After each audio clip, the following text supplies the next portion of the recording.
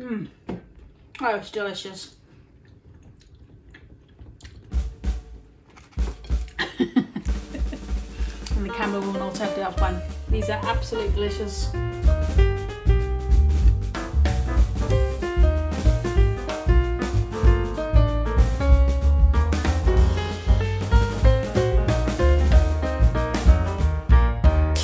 So I've decided to make bhajias with my scraps that you've voted for.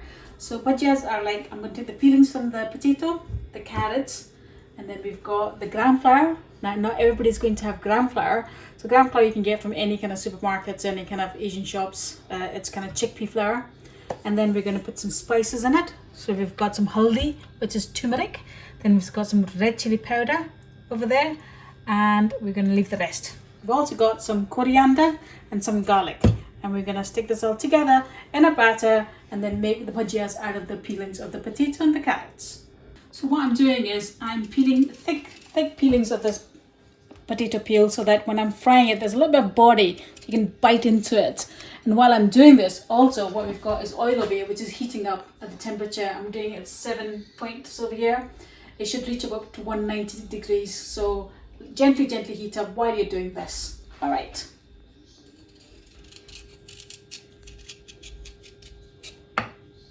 Okay, let's make the batter for the bhajias. What I'm going to do is add some water into the bowl. I'm not going to give you measurements because I want you to do this because it depends how much bhajias you want to make. So we're going to add the flour, which is the gram flour. So the batter needs to be as thick as you would do for bashing your fish. So mix it. And a little bit more water. Basically, when you put your potato peel or any of the peelings in there, you want the batter to stick to the peeling when you're frying. Now I'm going to add some spices.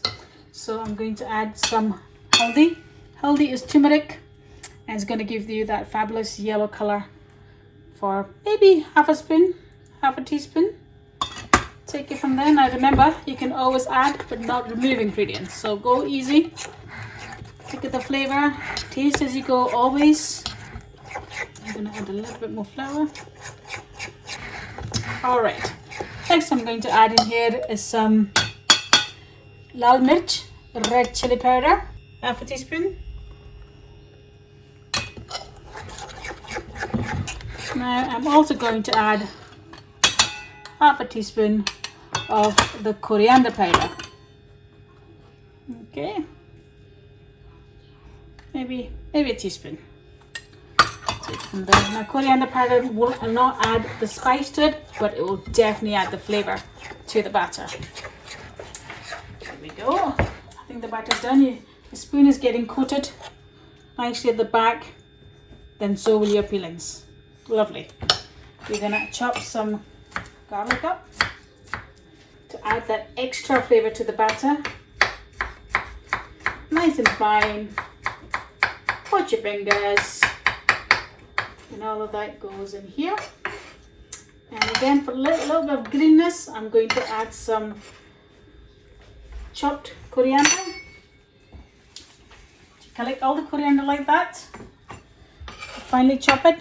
Chop in the middle ones. Collect like this. And just against your finger, keep going. That's it. That way you will not chop your fingers off, because you don't want any meat in there. All of that goes in there. Fantastic. Okay, mix this all in. Look at that, beautiful. I'm gonna add some salt to season it, some sea salt. Look at that, that's a delicious batter. Beautiful. Now, do not forget to taste it. Take a little bit in the end. With the right spice. A little bit more salt. Now you're going to add the potato peelings to this. Lavishly, just cover it up. Make sure every bit of potato peeling is covered with this beautiful batter. Keep going. Make sure your oil is hot. put it up a notch. If it's not reached that temperature, if you've got a temperature probe, put the temperature probe in there to check. It's sitting at 190. So in India, well, in olden India, we didn't have any probes in the way my mum used to tell me, show me how to check the oil was hot enough, is to take a little bit of water, very tiny bit, don't be scared, stick it in, and you see, that's the batter ready. Okay, dokies. This is going to be great, guys. I'm salivating already. Yum. See the batter, you get the leaf, you put it in there, and then you make sure it's covered completely in batter. Not too much, not too little. And then you stick it in. There we are. Look at that.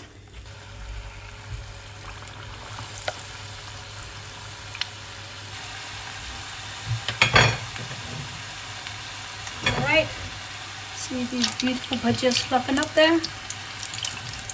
So what's happening here is the batter is forming a pocket around the potato peelings, producing hot air to cook the potato itself. They are getting lovely and golden brown, and these are going to be absolutely delicious. Let's take them off.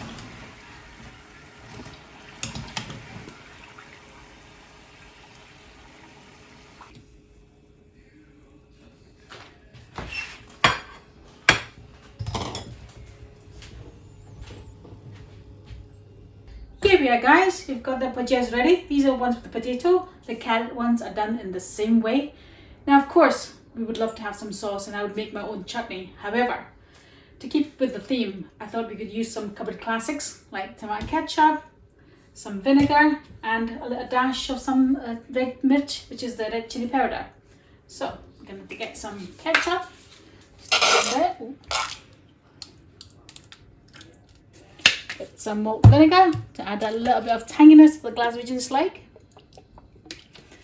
And then red chili powder. Now I like mine very spicy, so I'm giving it more, but again, add a little bit and see how you go and mix this all together.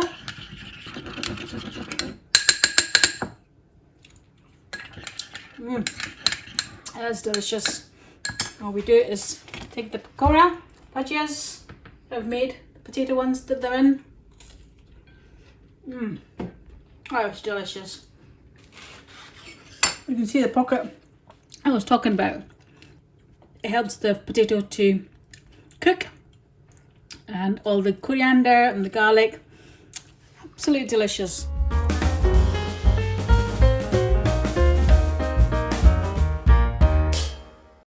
Dish number 2, bread pakora. Bread pakora was my sister's favourite dish, and in this recipe we use stale bread, mashed potato, chilies, ginger and coriander with a dash of sea salt. Now these are the potatoes we used from the skins, so we've just mashed them down so we can reuse that ingredient. Right, we're going to put this bread pakora together. I'm going to get some salt for seasoning.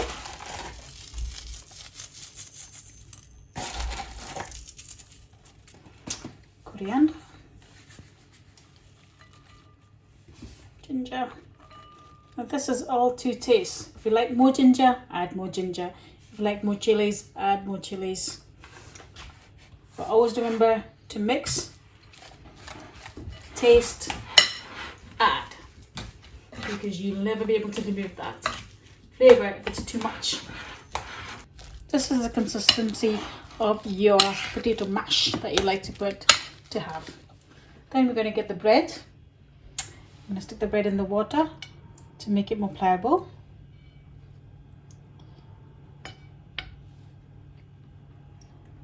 Then you get the bread in your palm of your hands, you dent it a little bit, try and make some space for your mash mixture that you're going to stick in there. Okay, and you get just enough. You're going to fold it so you don't want too much, and you obviously don't want too little. Then you fold it, so, squeezing all the water out. Squeezing all the water on that end. You squeeze again and again until you form like a little sausage.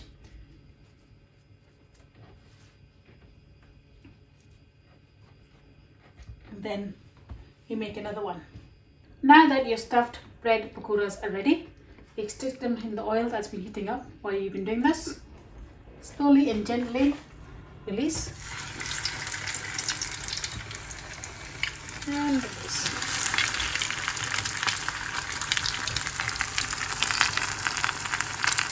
These are your bread pakora ready, nice and golden, crispy in the outside and fluffy in the inside. I'm gonna open one up to show you. You hear that crunch? Beautiful. Look at that. Beautiful bread pakora. Now you can eat this with the same sauce that we made.